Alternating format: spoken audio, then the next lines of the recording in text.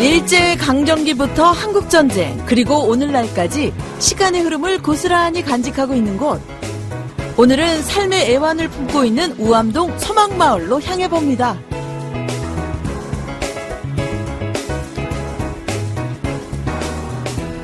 네, 안녕하세요. 노승혜입니다. 오늘은 부산 속에 숨겨진 마을을 찾아다니면서 이 부산의 옛 이야기를 들어볼까 하는데요.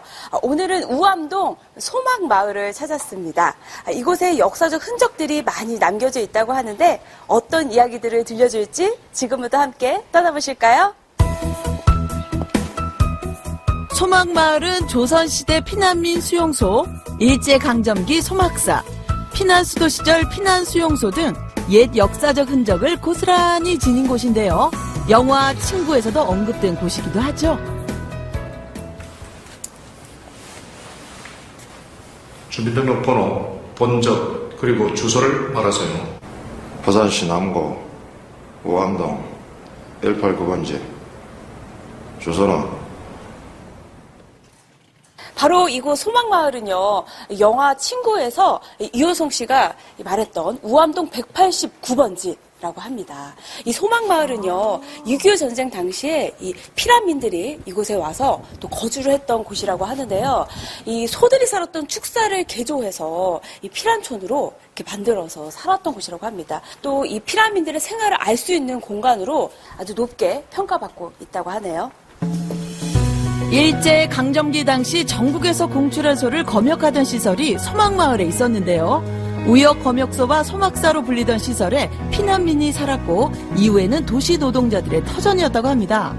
내가 돈을 좀 벌면은 위로 조금 올리기도 하고 돈을 좀 벌면은 옆으로 한 칸 더 사기도 하고 이러면서 살아왔던 모습. 그러니까 한편으로 보면은 1900년대 초에 소막사가 있었던 게 1940년 중반 50년대가 되면은 주거로 바뀌게 되고 그 주거에 바뀐 모습들이 2020년까지 그런 과정을 통해서 조금씩 이렇게 바뀌어왔던 게 지금의 소망마을인 거예요. 오랜 시간이 흘러 오늘날의 소망마을은 어떤 이야기를 품고 있을까? 궁금증을 안고 우리 승혜 씨 마을을 거닐어 보는데요. 마을이 변해가는 모습을 오랫동안 지켜봐온 어르신들을 만나볼 수 있었습니다. 여는 경로당도 없고 만날 여 앉아놓는다. 아, 이거 좋은데요?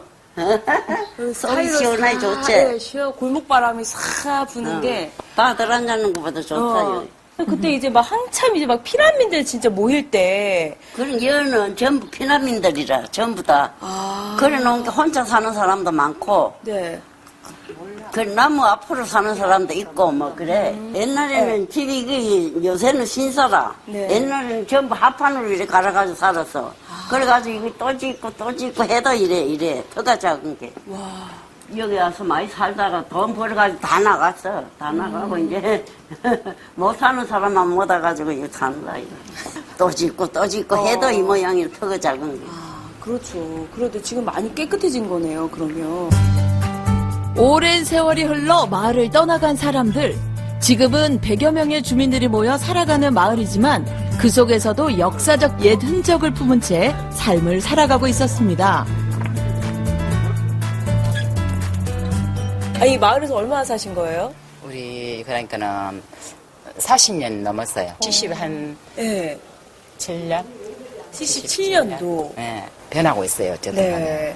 차츰 네. 그 복합 건물 저기 커뮤니티 센터도 지금 짓고 있잖아요. 네. 그리고 이거 소막 그 저기 문화 이걸 갖다 복원하고 지금 현재 하고 있으며 두 군데 그렇게 지어지면 조금이라도 이 마을에 좀 보기가 더 나을 것 같아요. 현재 소망마을에서는 일제강점기 당시 소를 일본으로 반출하기 위해 만들어졌던 소막사를 복원 공사 중에 있는데요. 건물 내부는 반출을 기다리던 소와 주거지로 이용하던 피난민들의 모습 등 근현대사의 역사적 모습을 담아낸다고 합니다. 개방이 되고 6.25 피난민이 왔어. 네. 이 한동에 약 폭이 20m, 길이 40m 정도 되는데요. 네. 약 한 20가구에 30가구가 살았다 그래요. 어마어마하게 많이 살았죠. 그런데 여기가 또 좋은 공간으로 바뀐다고 들었어요. 어떤 공사를 하고 있는 건가요? 원형이 또 이 19동 중에서 또 제일 그 원형이 많이 보존된 지역입니다. 네. 그래서 이 건물이 작년 8월에 등록문화재 지정을 됩니다. 건축물로. 의미가 있습니다, 예. 역사. 복원 중에 있습니다. 옛날 그 소막사가 그대로. 뭐 100%는 아니겠습니다만은 네. 기존 그 골격을 살려가지고 복원이 되면 이제 우리가 일제강점기 때 건물을 다시 되돌아볼 수 있는 그런 시간이 될 수 있겠죠. 역사성을 활용한 도시 재생을 위해 옛 모습을 재현하는 것 외에도 일부 공간은 거주민이 이용할 수 있는 커뮤니티 센터 공간도 조성한다고 합니다. 역사를 보존한 도시 재생, 소망마을의 역사가 좀 더 궁금해지는데요. 와, 아니, 지금은 좀 많은 점포들이 문을 닫은 것 같은데 그 시절은 좀 어땠나요? 그때는요, 저녁 시간 되면은 네. 뭐 장거리 사람 이 길이 안 보일 정도로 사람이 발발했습니다. 그 정도 장사가 잘 됐다는 얘기죠. 지금은 인구가 한 빈집이 한 30-40%가 공가니까 장사가 안 되니까 자연적 시장이 이제 쇠퇴됐다고 볼 수 있죠.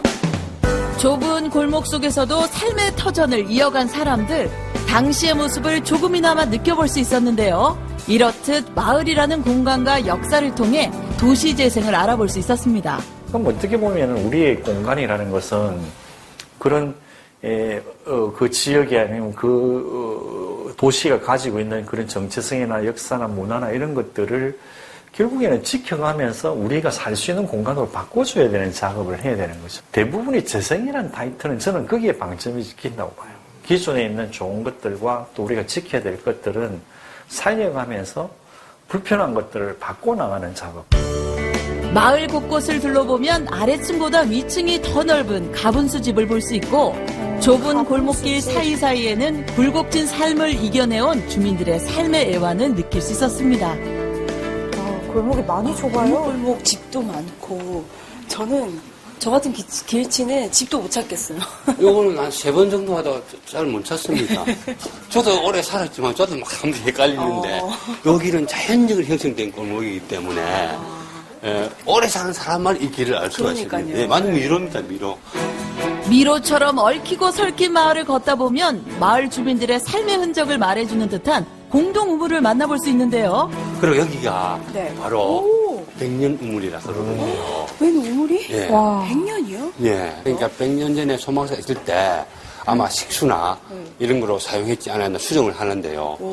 그러면 우리 선생님은 어렸을 적에 이 우물 그럼요. 사용했나요? 네. 아, 진짜요? 우리가 산업화 시기 때 수돗물이 나오기 전에 이 물로 그때 식수까지 했습니다. 그러니까 수도가 보급되고 나서는 이제 일반 허들의 물, 빨래나 이런 용을 썼죠. 또 이 우물이 보면 특색이 있는 게 이렇게 팔각형으로 되어 있습니다. 이렇게 보면은 원형이 아니고 이것도 좀 우리 백년 우물의 좀 특색을 할 수가 있습니다. 역사적 가치를 지닌 삶의 흔적들이 곳곳에 남아 있었는데요. 문화재청은 소막사의 원형을 유지한 우암동 소막마을 주택을 등록문화재 제715호로 지정하기도 했습니다. 뿐만 아니라 비극적 역사의 현장인 소막마을을 중심으로 하는 관광 코스도 생겨날 예정이라는데요. 이렇듯 소막마을은 역사를 활용한 도시 재생을 위해 발돋움하고 있었습니다. 이 마을이 가지고 있는 이런 어떤 여러 가지 문제에 대한 부분들을 잘 찾아내야 된다는 거죠. 그보다 훨씬 많은 얘기들이 여기에 숨어있고 많은 것들이 존재를 하기 때문에 그런 것들을 다 찾아내고 정리를 해서 거기에 있는 것들을 그러면 우리 미래 생활과 이게 어떻게 연결을 시켜줄 것인가에 대한 이 노력들을 지금부터 해야 된다. 만들어내야 되고. 소망마을이 재생 사업으로 아니면 도시의 어떤 이런 새로운 사업으로 간다면 꼭 필요한 점이 아닐까. 최근 오갈 데 없던 사람들의 언덕이 되어준 소망마을을 주제로 한 연극이 선을 보이기도 했는데요. 189번지 소망마을. 가슴이 쿵닥쿵닥 뛰어보는 게 이 소막마을을 배경으로 이 작품을 무대에 올리셨다고요? 예, 요즘 보면 뭐 여기도 아파트 많이 들어서고 정말 우리 사는 공간들이 굉장히 좀 화려해지지 않습니까? 네. 근데 정작 우리의 삶은 어떠한가? 그 소막마을을 보면서 느꼈던 게 그렇게 정작 사람들이 어떤 곳에 사느냐보다는 어떻게 살 것이냐가 더 중요한 그런 메시지를 담고 있는 게 저는 소막마을이라고 느꼈거든요. 뭐 많은 사람들이 소막사에 사람이 어찌 사노? 첫 번째 이야기가 아마 그런 생각들을 할 건데 그렇지만 그 속에 살았던 사람들은 누구보다 치열하게 열심히 살아왔다는 걸 이야기하고자 하는 게 이 연극의 목적이었습니다. 하나, 둘, 셋, 넷. 한국 근현대사의 흔적을 고스란히 품고 있는 소망마을.